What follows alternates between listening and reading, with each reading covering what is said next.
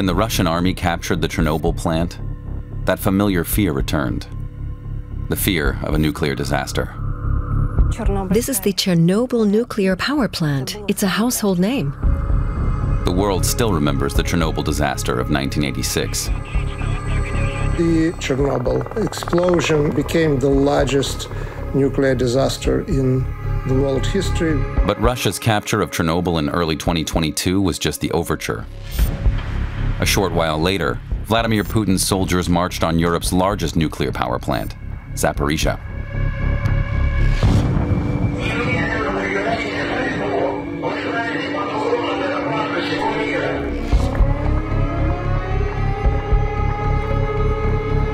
How secure are nuclear power plants in wartime?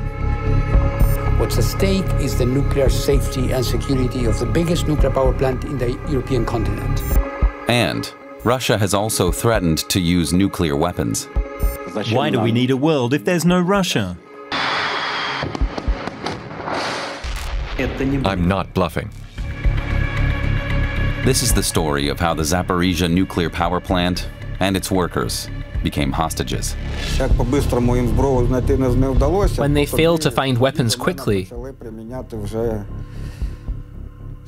they began to torture me. Events in Ukraine that would change Europe.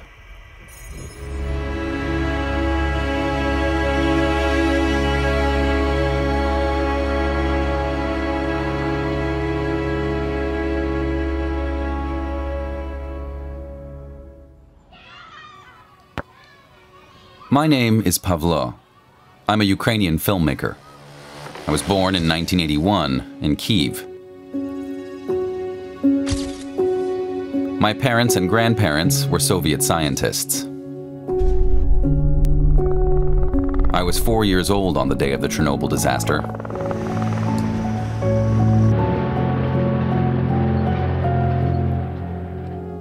And this is my home city, Kyiv, on February 24th, 2022.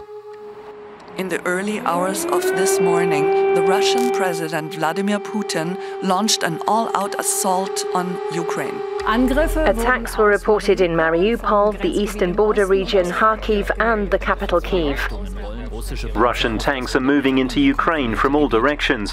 Fighting has erupted. Whoever tries to stand in our way should know that Russia's response will be immediate and involve consequences that you have never experienced in your history.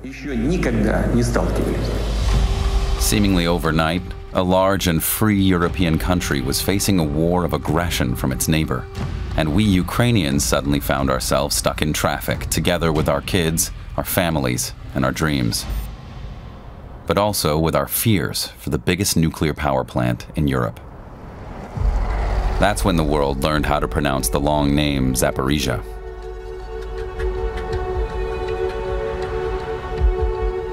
The Zaporizhzhia nuclear power plant lies in the Zaporizhzhia Oblast in the south of the country, near the city of Enerhodar and the Dnipro River.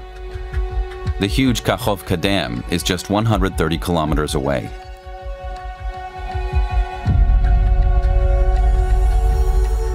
Before the invasion, the plant produced 20% of Ukraine's electricity. These days, Zaporizhzhia is often in the headlines, but the people who work there are rarely heard.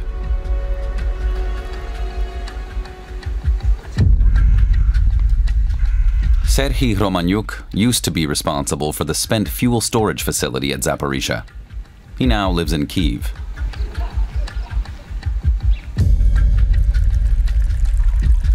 I woke up as usual to start work. I had breakfast, drank coffee, and got ready. That's when I realized a full-scale invasion of Ukraine was underway.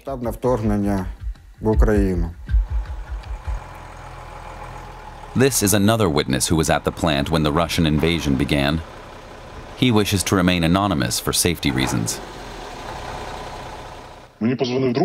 My friend from Kharkiv called me and said, "We're under attack.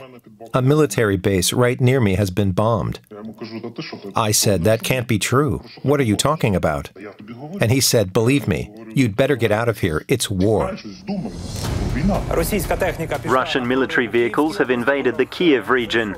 The enemy has advanced through the Vilcha border crossing. The troops of the occupying forces entered the Chernobyl exclusion zone from the territory of Belarus.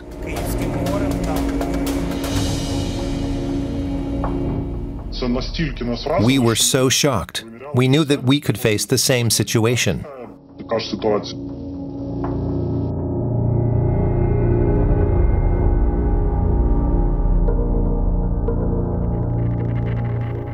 Lyudmila Kozak works at the Chernobyl nuclear power plant. That day, she had gotten ready for what she thought would be a routine shift. On February 23rd, I began my shift. I work in security, so it's my job to keep an eye on the plant and the equipment. At 8 a.m., the morning crew did not arrive to take over from us. There were lots of planes and helicopters flying over from the direction of Belarus. And then at 3:45 p.m., we saw on our monitors how men dressed in black were entering the site.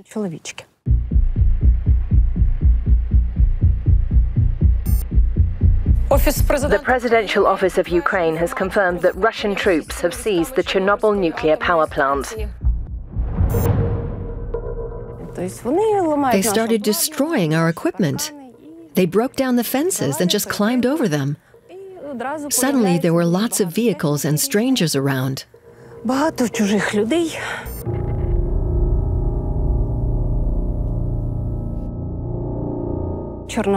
This is the Chernobyl nuclear power plant. It's a household name. It was the first one. They came in and said, "Now everyone will pay attention to us." That's how we became hostages. They started looting everything. They kicked down doors, threw tables, cabinets, equipment, everything out of the windows.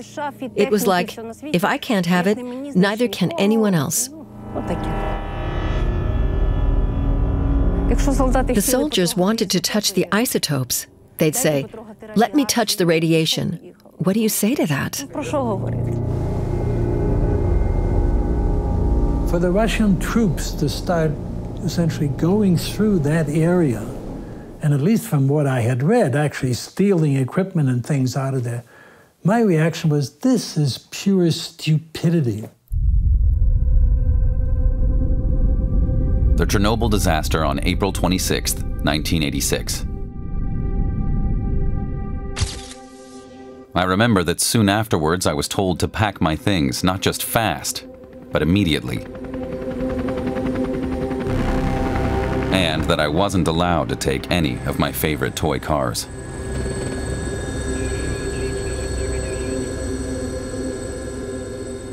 The Chernobyl explosion became the largest nuclear disaster in the world history, which contaminated a good part of Ukrainian territory, Belarusian, some parts of Western Russia, and certainly affected big parts of Europe as well. With no official information, rumors soon spread that it wasn't safe to stay in Kyiv. Railway tickets sold out immediately. We bought the last airplane tickets available.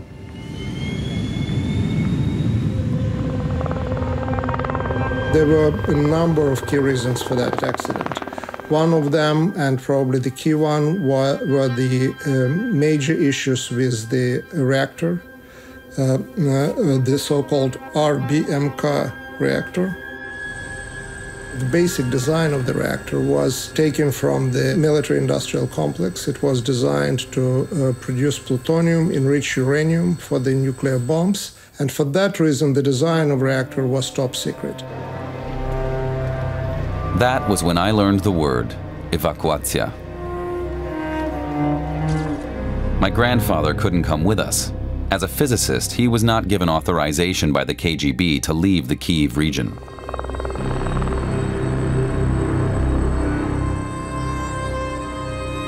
That nuclear energy accident ruined the health and lives of countless people. Its widespread effects soon became apparent across Europe.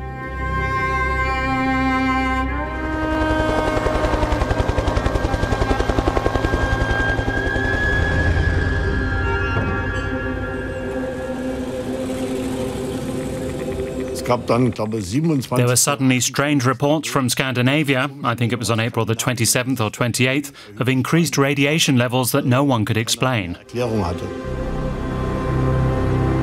For days, the government in Moscow imposed an information blackout.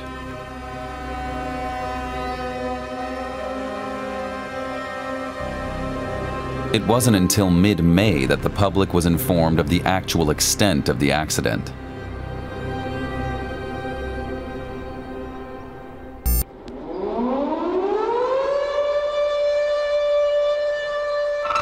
On day 2 of the Russian invasion, the Kharkiv region was perhaps the hardest hit.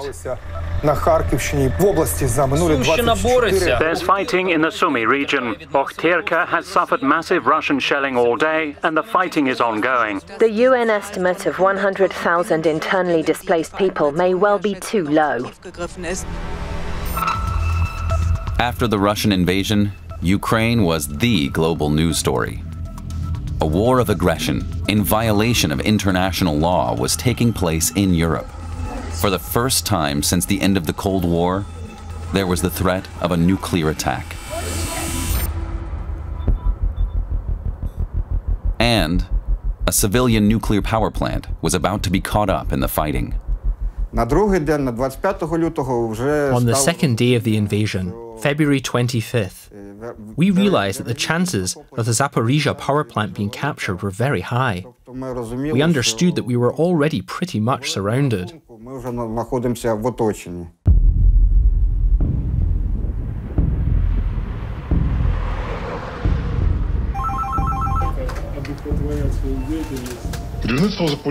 The management of the Zaporizhzhia plant started constantly calling meetings.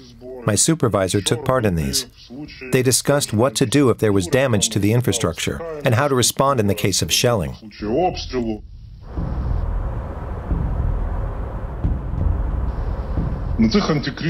In these anti-crisis centers, units were tasked with getting ready, with reviewing documents and developing new measures. This work was going on all the time.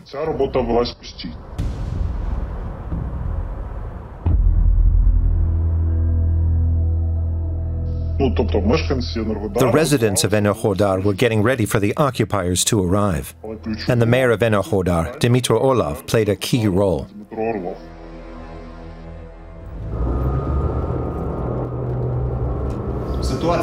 The situation in the city is stable, but unfortunately remains tense. All businesses are operating normally. The military and law enforcement officers are all in position and ready to defend our city. That week, we managed to set up several improvised fortifications. Local residents organized it themselves. They're against this large-scale aggression and believe that Enerhodar belongs to Ukraine. More than 10,000 citizens gathered.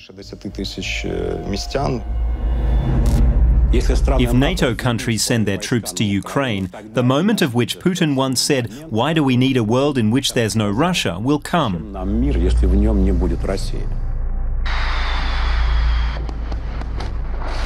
Then we'll let everything fly in all directions.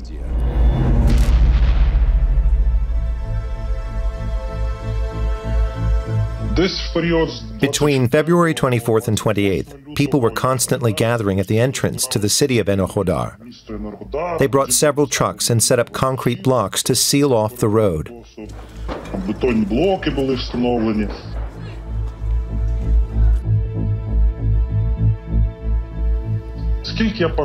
As far as I recall, some of the residents even welded together tank barriers. Those were then transported to the checkpoint at the entrance to Enerhodar.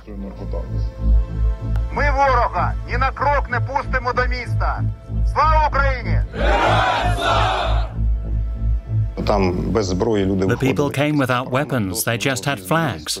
This happened 3 times, and 3 times we managed to force the column of tanks and armored vehicles to turn back. Then, at around 3 o'clock in the afternoon, they came in a large convoy of around 100 vehicles.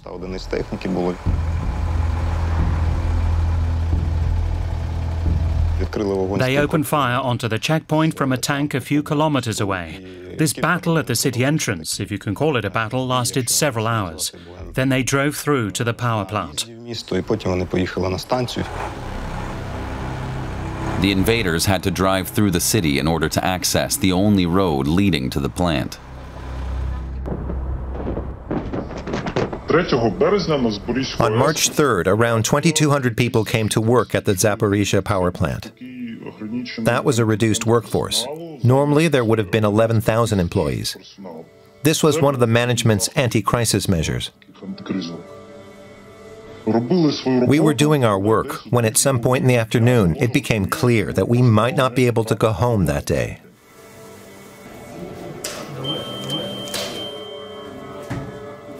It was decided that all the staff who were at the Zaporizhzhia plant would stay at work until the situation became safer.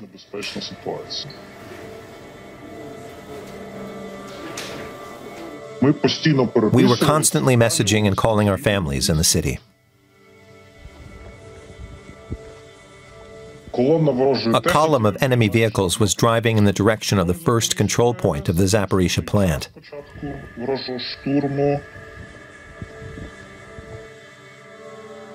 The actual attack began around 10 p.m.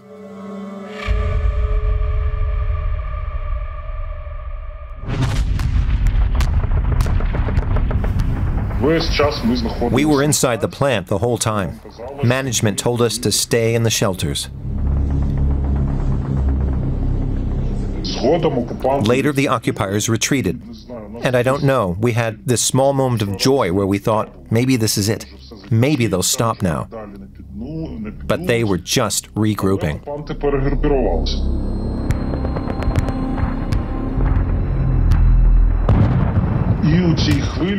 During the next wave of attacks, a shot from a tank practically destroyed the third floor of the training center, where 20 Special Forces soldiers were deployed. A direct attack on a nuclear facility had seemed unthinkable.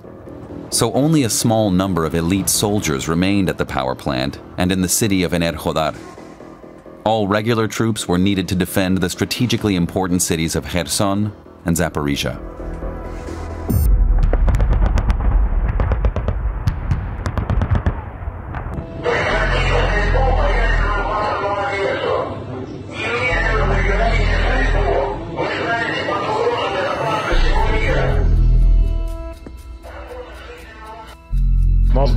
We had the radio on.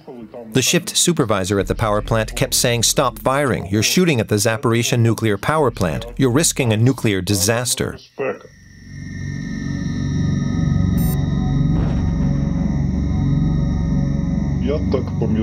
If I remember correctly, the loudspeakers fell silent at around 3 o'clock in the morning. The shelling stopped. And we sat holding our breath, listening.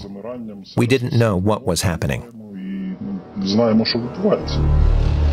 By 5 a.m. on March 4th, the Zaporizhzhia nuclear power plant was under Russian control. Eyewitnesses reported that 3 people were killed, 2 wounded, and between 30 and 40 taken prisoner while trying to hold off the attack. According to Ukraine's state nuclear power plant operator Energoatom, most of them are still in captivity.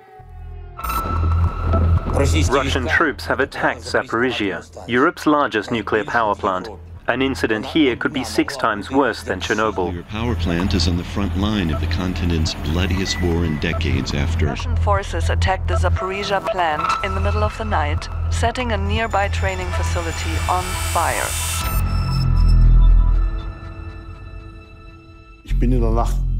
I was woken up in the night, and I immediately received the videos where you could see the fighting around the plant. We were able to give the all clear for the experts relatively quickly because the safety of the plant had not been affected. But the fact that there was fighting and shooting at a nuclear power plant, that was a real shock.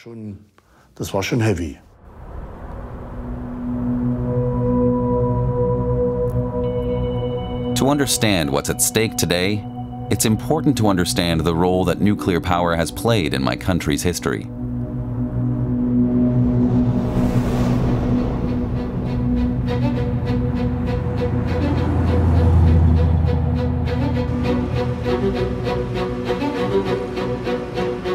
By the 1960s, Ukrainian economy was developing quite rapidly, but there was lack of energy sources, and nuclear power became a solution. So it is about the population, it is about the development of economy and need for sources of energy, which at that time, 60s, 70s, nuclear seemed like the right way to go.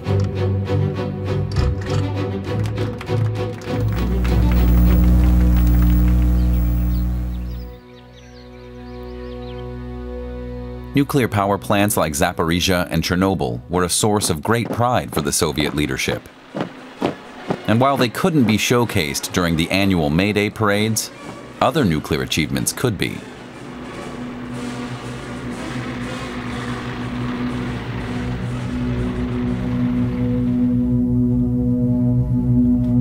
When the Soviet Union collapsed, Ukraine inherited the nuclear power plants and the nuclear weapons on its territory, along with all the associated risks. You still have, like during the Cold War, two nuclear superpowers, the United States and Russia. For a short period of time, there was a third one. The name of that country was Ukraine. Those nuclear weapons weren't just there like a gun that you could go ahead and use. They didn't have the launch approvals for those nuclear weapons. And for the most part, what I believe is those nuclear weapons were nothing but an enormous burden to Ukraine.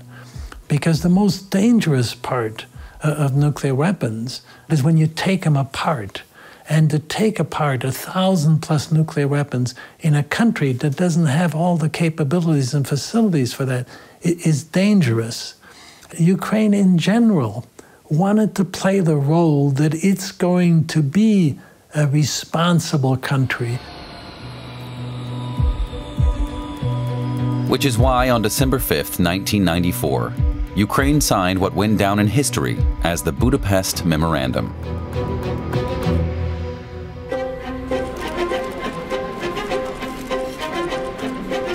The United States, Russia, and the United Kingdom signed an agreement with the government in Ukraine that the Ukrainians would give up the nuclear weapons they had inherited from the Soviet Union in return for a number of things. And the most important parts of the in return for that would be to be guaranteed the sovereignty of Ukraine, not to use nuclear weapons against Ukraine, not to be threatened with nuclear weapons. And that's what Putin and Russia violated. Russia became the main perpetrator and the violator of the Budapest Memorandum, attacking Ukraine, first in 2014, then in 2022. It's not only that it violated that memorandum, it essentially puts into question anything that any country would ever sign to have another country not develop nuclear weapons or to give up nuclear weapons. If you give them that sort of a guarantee, and Russia broke that guarantee, totally irresponsible, and it has reverberations much beyond Ukraine. That first morning after the occupation of Europe's largest nuclear power plant was full of uncertainty for the employees.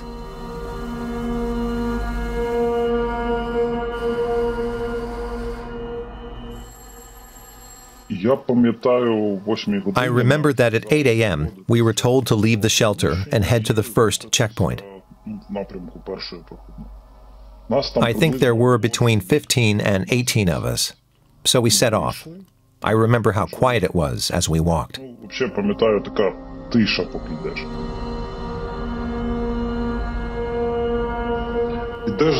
Your blood runs cold. You're walking and thinking, what will I do when I meet the Russian soldiers? How will they behave? Will they shoot me dead or not?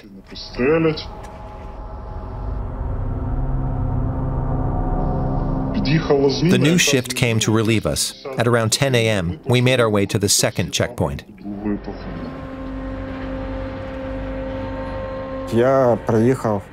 I came to the Zaporizhzhia nuclear plant to relieve the colleagues who were there from the morning of March 3rd to noon on March 4th. My job was, shall we say, to assess the damage to the buildings and facilities that fall under the jurisdiction of the Nuclear Safety Department.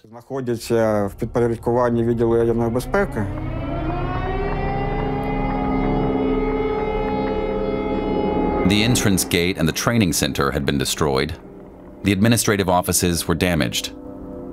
The Russian army was setting up a military base on the grounds of the nuclear plant.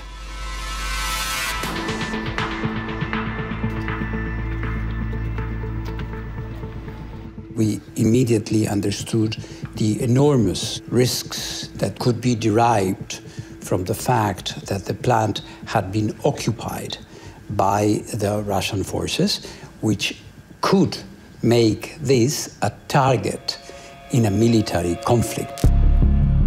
Vladimir Putin, meanwhile, issued another threat, this time directed at NATO. All of this could really lead to a conflict where nuclear weapons are used.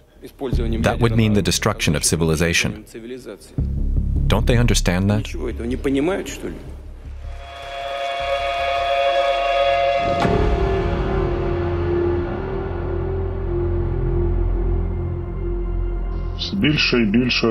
We met more and more Russian military personnel at the power plant. I even had a brief conversation with soldiers from a special unit from Ossetia. They called everyone brother.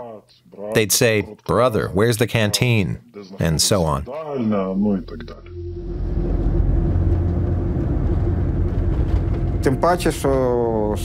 The occupation also really changed life in the city of Enerhodar. For example, my wife and I had to stand in line for 6 hours just to buy bread.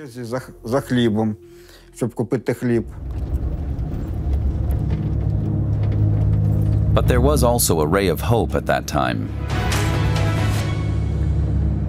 The Russian military has left the Chernobyl nuclear power plant. Reports say Russian soldiers are now marching in 2 columns towards the Ukrainian-Belarusian border.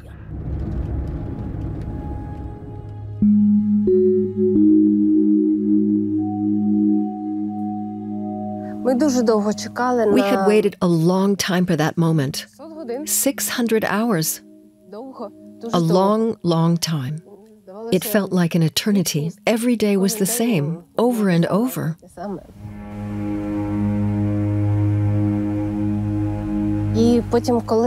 And then one day later, our intercom rang and we heard a voice say, "Open the door.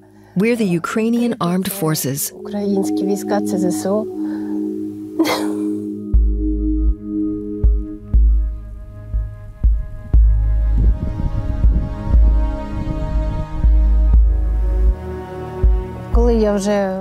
When I got to my apartment that day, I just lay down on my bed and told myself, I'm home.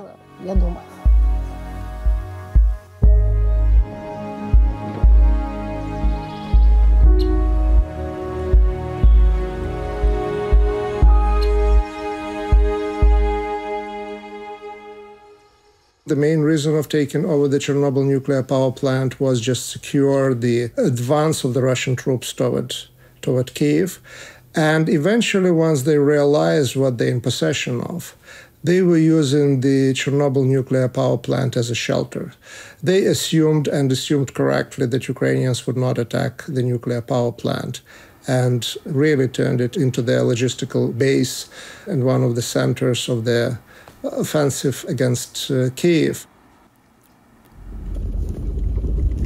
Once Chernobyl was free, the head of the International Atomic Energy Agency came to meet the workers. How are you? Very good. Congratulations. Fantastic. Great job. Great job. I want to ask you from all the personnel of the Chernobyl nuclear power plant, please send the message to the world.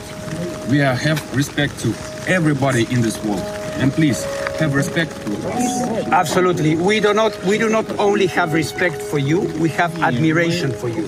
Because you did exactly what you were expected to do. You showed professionalism, courage, of course, patriotism, but you did the right thing.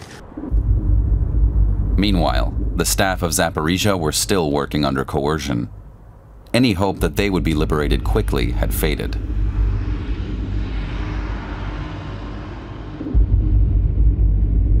The way you run a nuclear facility is inherently dangerous, so you have to run it right.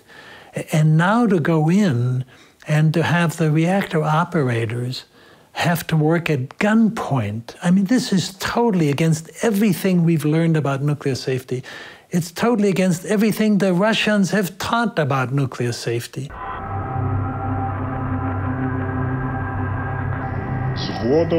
Later, somewhere around the middle of 2022, Rinat Ivanovich Karcha appeared at the plant.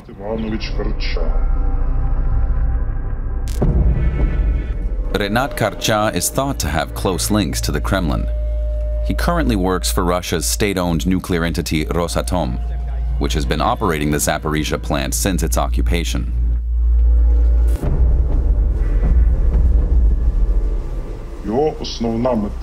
His main goal was to persuade the Ukrainian personnel to sign a contract with Rosatom. He would say, you see, there is a Ukrainian chair and a Russian chair, but we, my colleagues, are sitting on the nuclear chair.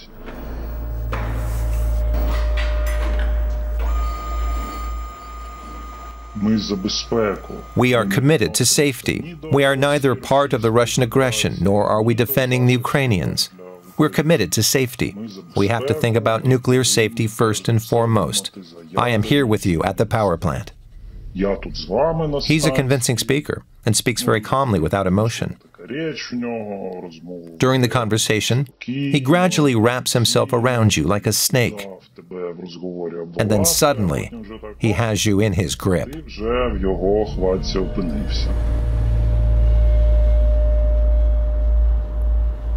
The workers responded in different ways to the rhetoric, which was basically a thinly concealed threat. The International Atomic Energy Agency was still trying to gain access to the power plant occupied by Russian forces. The situation of the staff at the plant has, from the very beginning, been one of the most pressing points. Obviously, being at a territory which is occupied by another country, beyond the situation of the nuclear power plant, is extremely traumatic. Zaporizhzhia is completely out of control. Physical integrity of the place has not been respected. There was shelling at the beginning of the war. What's at stake is the nuclear safety and security of the biggest nuclear power plant in the European continent. Special operations forces linked to Ukraine's intelligence service tried to liberate the area around the nuclear power plant 3 times. The first attempt was in August 2022. Ukrainian forces crossed the Kakhovka reservoir, but they were forced to retreat. 2 more unsuccessful landing attempts followed.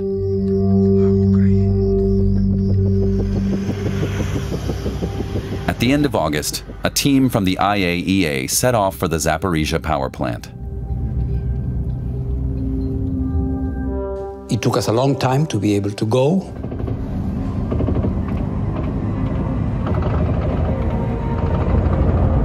Speed up.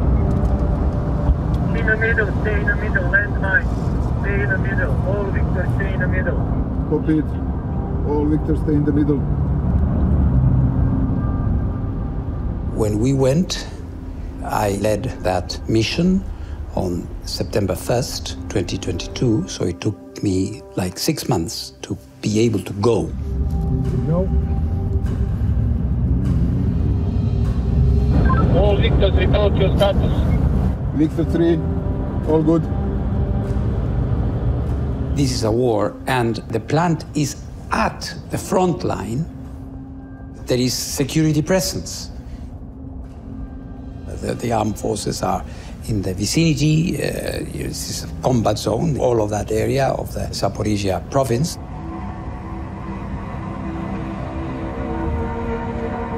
You may have situations where The security people will say, well, you cannot do this, or you can't do this, or this is dangerous, or we don't want you to go to a certain part of the plant.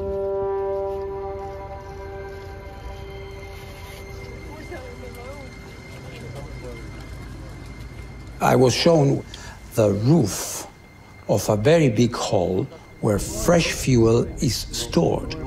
And this place, it was quite amazing, had very big holes on the rooftop of this building, which hosts a lot of nuclear material. During his visit, Rafael Grossi was shown a missile. An IAEA employee said that the angle of impact indicated it had been fired from Russian positions. But the man Russia had appointed to manage the occupied plant, Renat Karcha, claimed that these were Ukrainian missiles that changed direction just before landing.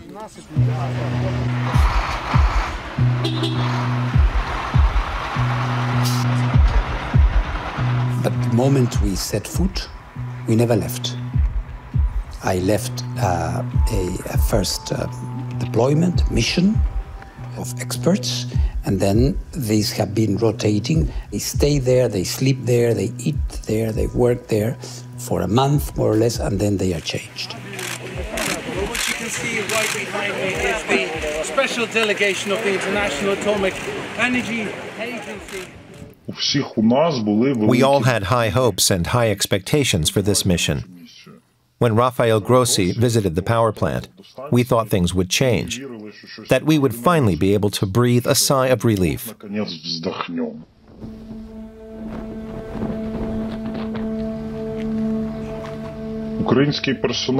the Ukrainian staff had practically no opportunity to talk to Rafael Grossi or the other members of the IAEA mission. I was among those who became increasingly disappointed with each visit by the IAEA. They would come, record facts, draw up reports, but it wouldn't lead anywhere. The pressure on the staff remained.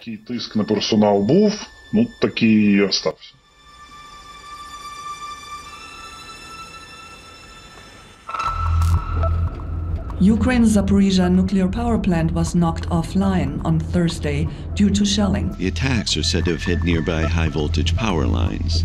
The plant was shut down yesterday after a power failure. Thousands upon thousands of residents in the region lost power. After nearby power lines were destroyed, Unit 6, the last reactor still in operation at Zaporizhzhia, was disconnected from the grid. Unit 6 had previously supplied the other 5 units with electricity so that they could remain in a safe, cold state. What they wanted is they wanted to control the electricity. They wanted to make sure the Ukrainians didn't have access to that electricity. So what I have called it is, I'd mentioned before that that nuclear terrorism is really important and worrisome. Despite the ongoing presence of the IAEA inspectors, it's clear the supposedly stable situation could deteriorate at any time.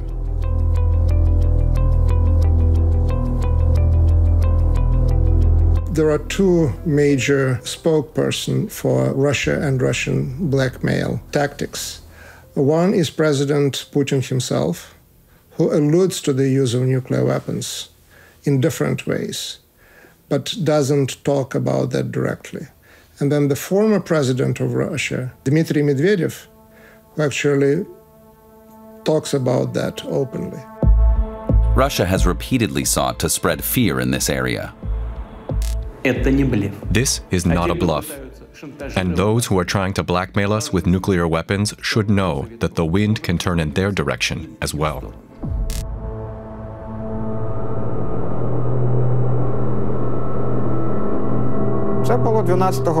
It happened on September 12, 2022. That's when I was arrested at work. They drove me to my home first. Повезли з роботи спочатку на квартиру. Дякувати Богові. Thank God my wife and children had already left for Ukrainian-controlled territory.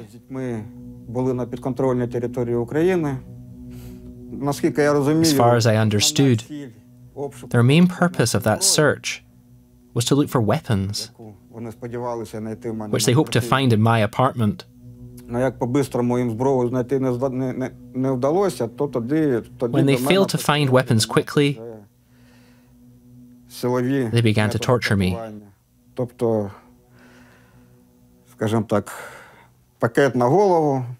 They put a bag over my head and pressed a hot iron on my chest.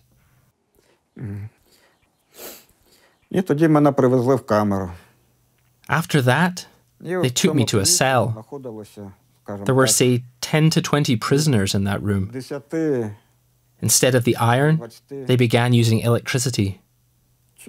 They used electricity as a method of torture and would pour water over my body to increase the effect.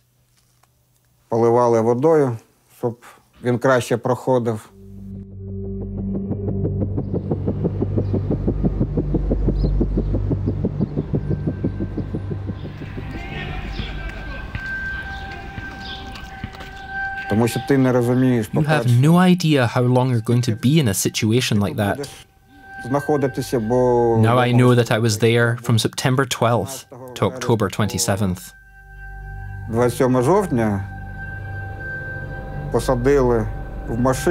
They put me in a car and started driving. They read me an order that I was to be deported from the occupied territory. Then they gave me my passport and told me to walk towards the territory held by Ukraine.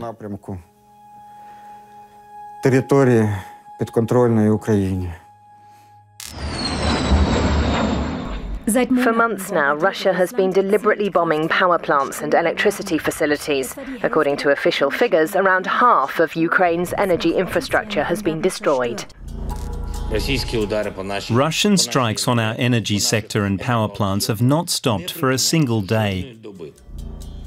Right now, just like in recent days, the overall situation means it's necessary to severely restrict the use of electricity-intensive devices at peak times.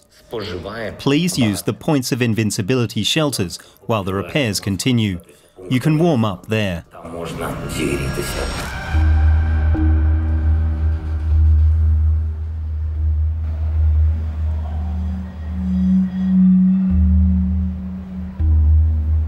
It was a normal working day. I was working from home, doing something or other for Energoatom, when there was a knock at the door. For a long time, I didn't want to open it. The moment I did, I realized that was it. There were 3 men armed with assault rifles and wearing balaclavas. They said my name. Is that you? Yes, we're coming in. They began searching the house. Their most pressing question was, why haven't you signed the contract? You're a qualified professional. Why are you sitting around at home? The power plant is in danger. I started crying and promised, guys, I understand. I'll sign the contract. At that moment, I only had one goal. To pull the wool over their eyes so that I wouldn't end up in a torture cell. I sang like a bird, made up stories, said I was neutral.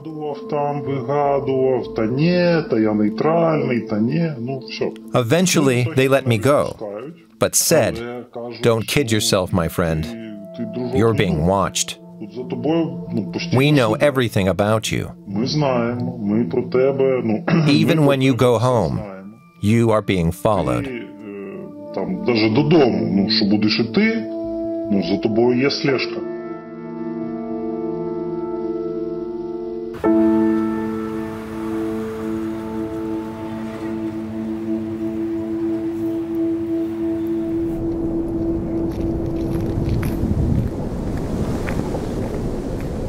Six months after his first visit, Rafael Grossi traveled to Zaporizhzhia for a second time.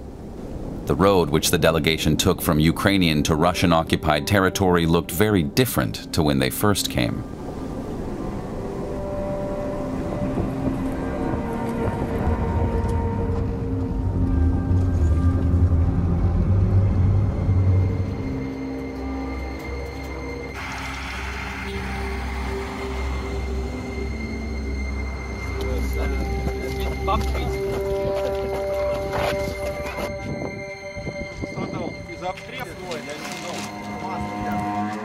The trip prompted the IAEA to issue another appeal.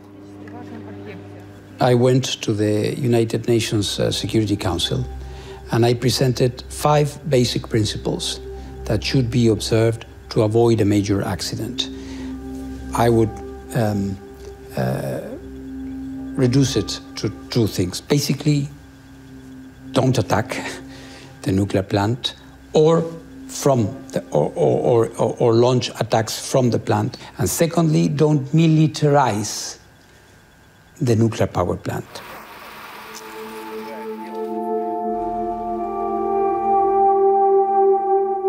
In June 2023, the chance arose to leave via the city of Novoazovsk. We decided to break out.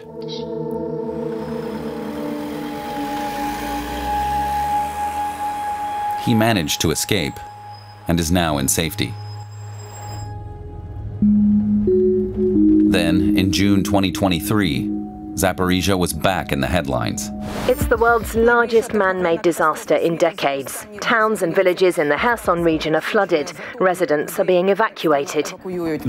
After the destruction of the Kakhovka Dam in Ukraine, 3,000 people have had to leave their homes.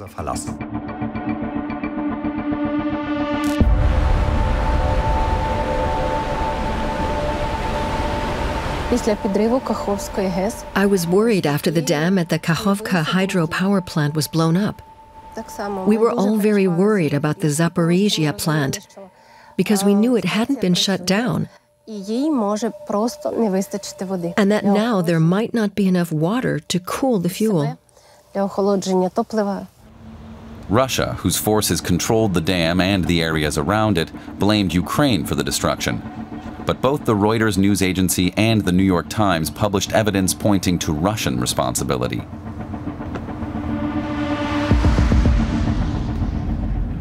The dam regulated the local water supply, including for the nuclear power plant. In the hours after the blast, experts feared that the power plant could run out of cooling water. Essential for the safety of this plant is that the water that you see behind me stays at that level. Thankfully, it turned out that the pumps could continue working even with the water at a much lower level. The immediate threat was averted.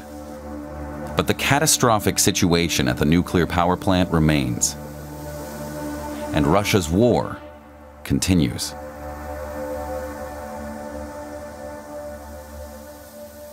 The threats that I worry more about are actually some that have come from Russian intellectuals.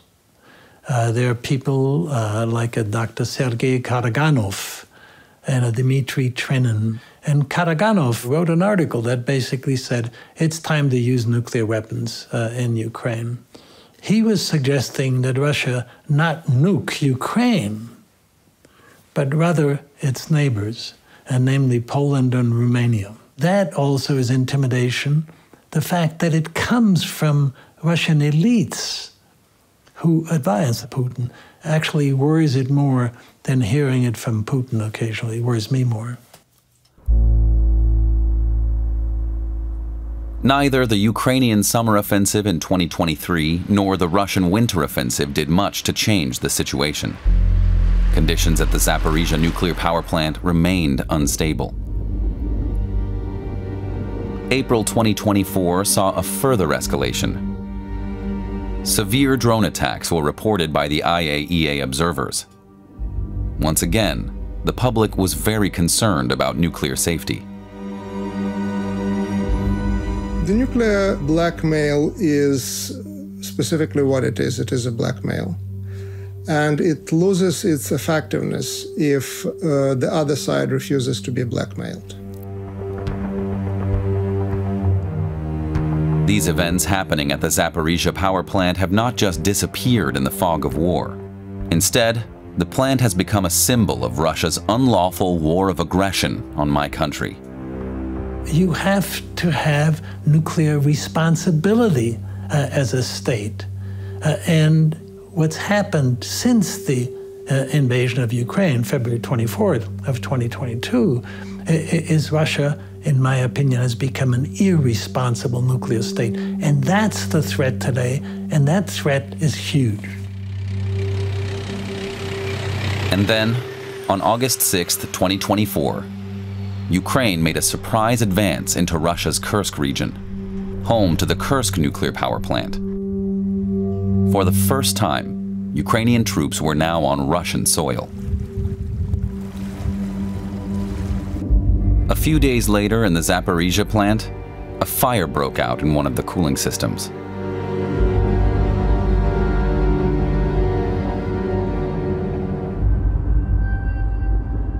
Well over 2 years after the plant's capture, the situation is still very volatile. When I started making this film in 2022, I was naive enough to believe that the last scene would show the liberation of the Zaporizhzhia nuclear power plant. I'm still hoping for that day.